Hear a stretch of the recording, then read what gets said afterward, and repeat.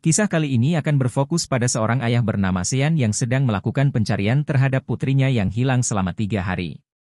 Dikarenakan rumah mereka berada di perbatasan Amerika dan Meksiko, akhirnya Sean pun mencari ke tempat pembuangan mobil-mobil bekas yang berada di Meksiko. Berdasar informasi dari orang terpercaya, mobil milik putrinya belum lama ini terlihat berada di sana. Dan setelah memeriksa satu persatu unit yang ada di sana, akhirnya ditemukanlah mobil sang anak yang kondisinya masih utuh, tapi tidak ada satupun petunjuk yang bisa ditemukan kecuali kacamata milik temannya.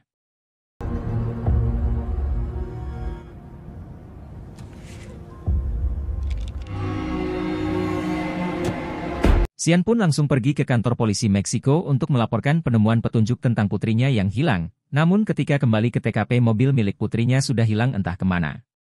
Sehingga salah satu polisi yang bernama Hector ini pun menyarankan Sean untuk segera pergi dari tempat ini karena sudah membuang-buang waktu mereka, dan Sean terbukti telah memasuki lokasi ini tanpa izin dan itu bisa dipidanakan.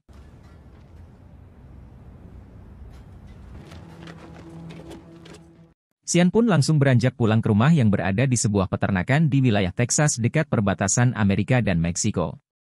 Yang sesampainya di rumah, Sean pun harus disambut oleh sikap ketus yang diperlihatkan putri sulungnya, karena merasa jika Sean tidak mampu melindungi keluarganya sendiri.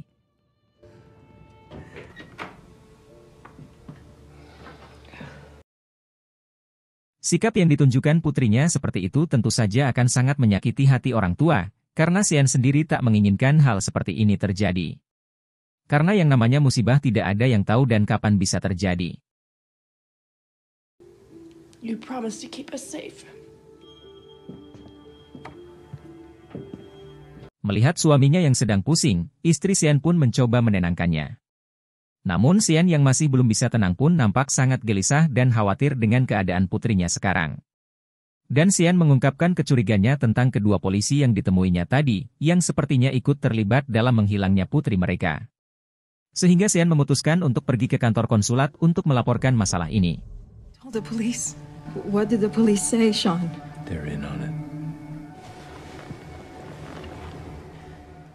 Keesokan paginya sebelum berangkat ke kantor konsulat, Sean pun kedatangan seorang tamu bernama Max yang merupakan sahabat lamanya ketika di militer dulu.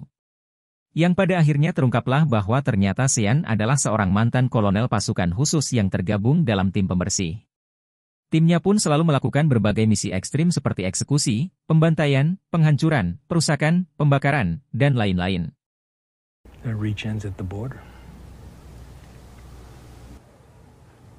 Tujuan Max datang menemui Sean adalah untuk menawarkan bantuan, yang mungkin saat ini Sean membutuhkan pertolongannya untuk ikut mencari putrinya yang hilang. Sean pun sangat senang sekali mendengar Max begitu peduli terhadap keluarganya, tetapi bukan bermaksud menolak tawarannya atau tidak menghargai kepeduliannya. Sean yang tahu betul watak dan cara kerja Max ketika di militer dulu pun tak ingin melibatkannya dalam masalah ini, karena Max ternyata diketahui adalah sosok tentara yang terkenal brutal dan suka menggunakan metode tidak manusiawi dalam setiap aksinya. Sehingga daripada mengganggu penyelidikannya, Sean lebih baik terus terang menolak tawaran bantuan dari Max dengan mengatakan akan mengatasinya sendiri saja. I really appreciate that, brother. You let me know if you change your mind. Saat ini Sean sudah terlihat berada di kantor konsulat bersama dengan ayah dari teman putrinya. Yang ternyata putri Sean tidak hilang sendirian, melainkan berdua bersama dengan sahabatnya. Tiba di ruangan bapak konsulat, Sean langsung menceritakan kronologinya, termasuk kecurigaannya terhadap dua polisi Meksiko yang ikut terlibat dalam kasus anaknya yang hilang. Sebagai seorang konsulat atau perwakilan negara yang ditugaskan di Meksiko, beliau tentunya sudah tahu seperti apa situasi di Meksiko saat ini. Bahwa ada sebuah kelompok penjahat atau kartel yang dipimpin oleh seorang mantan tentara bayaran bernama Victor Garza. Yang saat ini menjadi kartel paling ditakuti dan paling disegani di seluruh wilayah Meksiko. Bapak konsulat punya kekhawatiran jika anak Sean diculik oleh anak buahnya Victor Garza. Dan apabila dugaannya benar, maka Sean disarankan untuk ikhlas dan lupakan kasus ini jika masih ingin hidup tenang.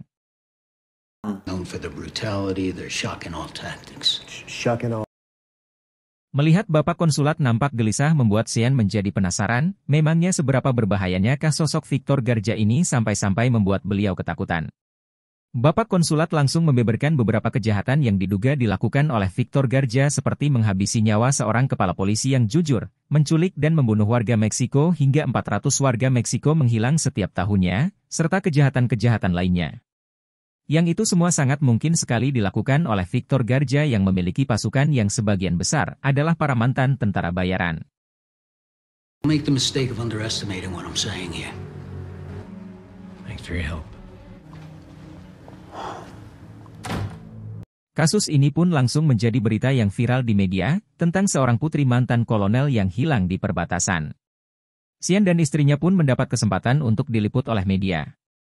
Yang ketika sang istri hanya bisa menangis, Sian menyampaikan suatu ketegasan dan tekad kuat ketika dirinya meminta sang anak untuk sabar dan tunggu karena cepat atau lambat akan segera menemukannya.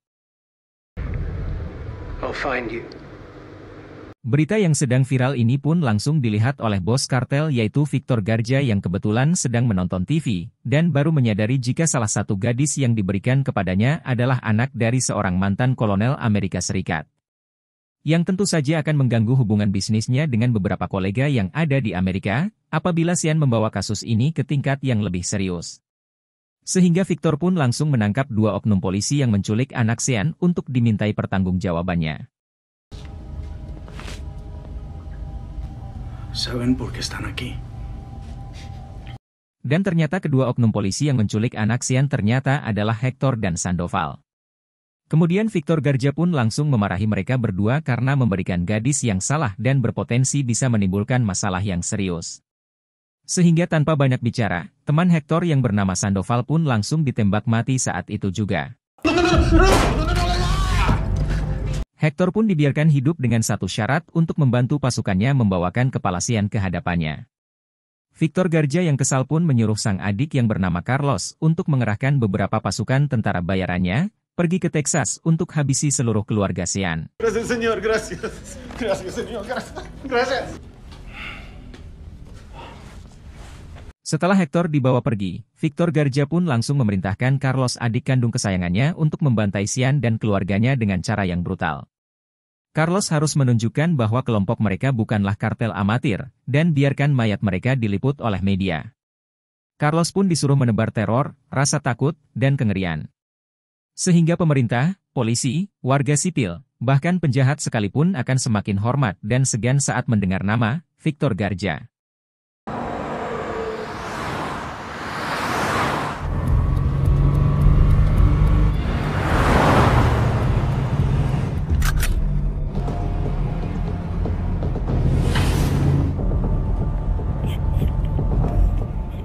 Ketika Carlos dan pasukannya sedang dalam perjalanan menuju Texas, Sian sendiri terlihat sedang berada di peternakannya sambil memegang sebuah senapan laras panjang untuk mengusir hama-hama ternak seperti rubah dan serigala. Tanpa sedikit pun terpikir bahwa pasukan Victor Garza akan bergerak secepat ini.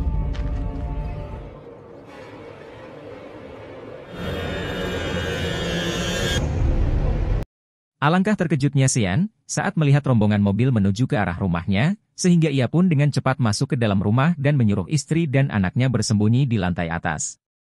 Kemudian Carlos dan pasukannya pun langsung melepaskan tembakan secara membabi buta.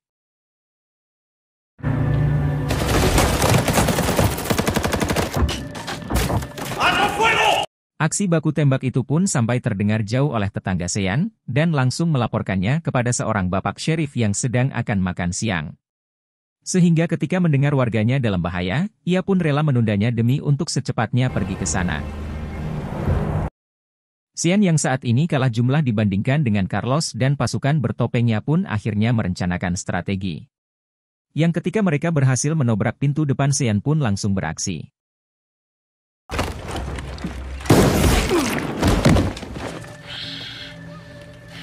Sadar rumahnya sudah berhasil ditembus, Sian pun menjatuhkan piring dan gelas keramik ke lantai. Sehingga ketika ada musuh masuk, Sian bisa mendengar pergerakannya dengan cukup mudah.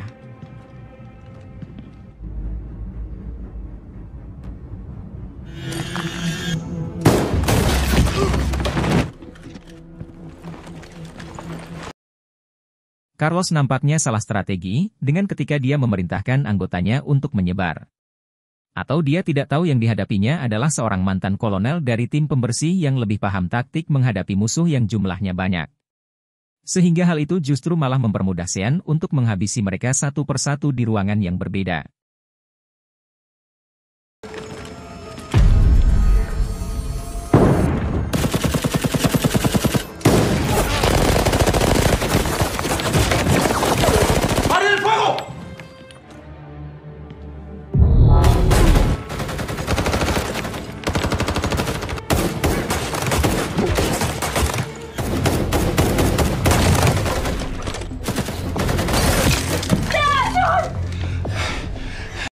Sean yang sudah naik ke lantai atas pun langsung menyuruh istri dan anaknya untuk keluar melalui jendela, sementara dia akan tetap berada di kamar untuk menghadapi Carlos.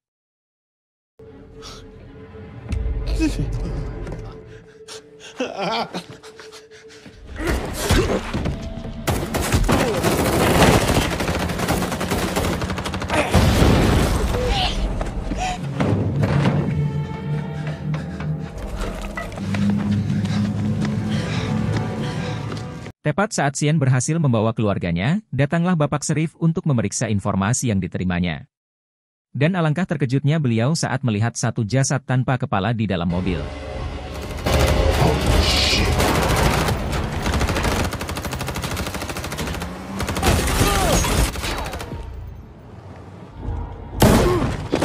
Dan terjadilah baku tembak antara Bapak Sherif dengan pasukan Carlos yang baru keluar dari rumah, sehingga Sean langsung memanfaatkan kesempatan tersebut untuk mengevakuasi keluarganya. Yang saat si Sherif terbunuh, Sean berhasil masuk mobil dan ngebut yang membuat Carlos harus mengejarnya. Puta madre! You okay? She's okay. Sean saat ini masih belum bisa tenang karena masih dikejar Carlos dan pasukannya. Daripada keluarga dalam bahaya karena serangan dari Carlos dari belakang, Sean pun memutuskan mengambil tindakan berani dengan berhenti dan langsung menembaki Carlos serta pasukannya.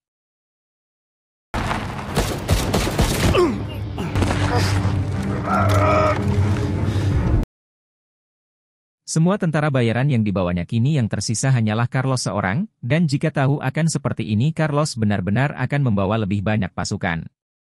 Dalam kondisi yang sudah tak berdaya Carlos masih saja bersikap sombong, dengan tidak akan memberitahukan di mana putrinya berada. Namun kesombongan itu langsung sirna setelah Sean menembak kedua kaki dan tangannya, yang setelah alamatnya berhasil didapat Sean langsung menghabisi adik Victor saat itu juga. I won't. Now! Come! Setelah informasi diperoleh untuk mendapatkan putrinya kembali, Sean yang tidak ingin melibatkan keluarganya pun menyuruh istri dan anaknya untuk bersembunyi di tempat yang paling aman yaitu di rumah ibunya. Yang setelah mereka berdua pergi, Sean langsung menghubungi sahabatnya yaitu Max untuk menerima bantuan yang dia tawarkan tempo hari dulu. Let me just get my gear. Max yang sudah lama tidak mengangkat senjata pun tentu sangat senang, dan sangat sukarela dengan permintaan bantuan ini. Hal itu dibuktikan dengan perlengkapan yang dibawanya dalam bagasi mobil, sehingga Victor Garja tampaknya harus siap-siap kena mental karena Sean dan Max sedikit pun tidak akan ragu lagi untuk melakukan pembantaian kepada sang kartel tersebut.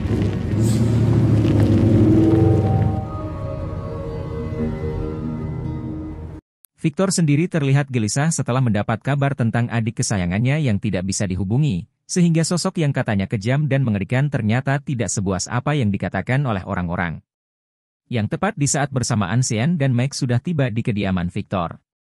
Dan tanpa banyak menunggu dan membuang-buang waktu mereka berdua langsung masuk dan menghabisi satu persatu penjaga yang ada di rumah ini.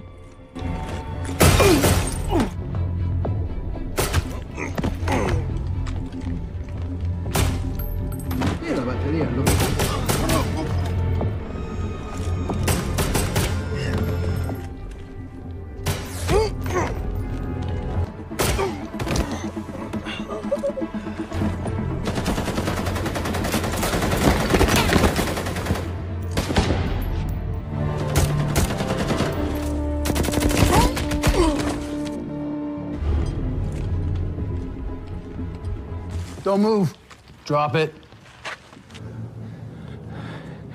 You remember me? Victor Garja sang pemimpin kartel terbesar di Meksiko pun harus dibuat terdiam dan ketakutan, saat Max dan Sean berhasil menghabisi seluruh anak buahnya.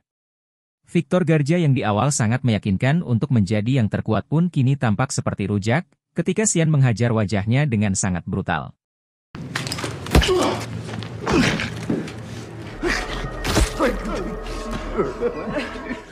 Sean, we gotta roll. Ketika Sean dan Max sudah tiba di lokasi yang menjadi tempat putrinya disekap, yang karena para penjaga di sana hanyalah tinggal anak buahnya saja, Sean dan Max pun bisa dengan mudah masuk tanpa mengalami kesulitan sedikit pun.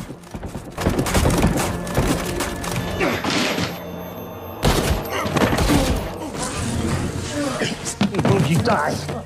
That's Daddy.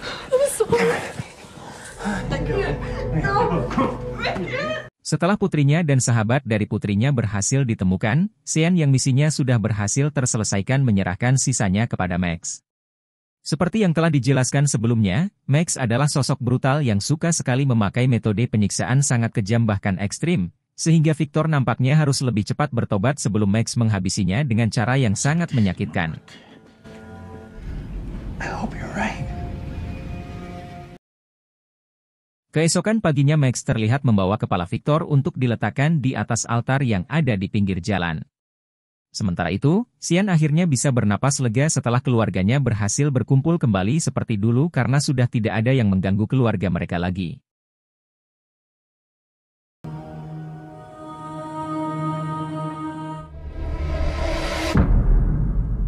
Dan film pun tamat. Dari film ini kita belajar bahwa teman yang baik adalah sebuah kesetiakawanan, yang di saat dan senang dia selalu ada.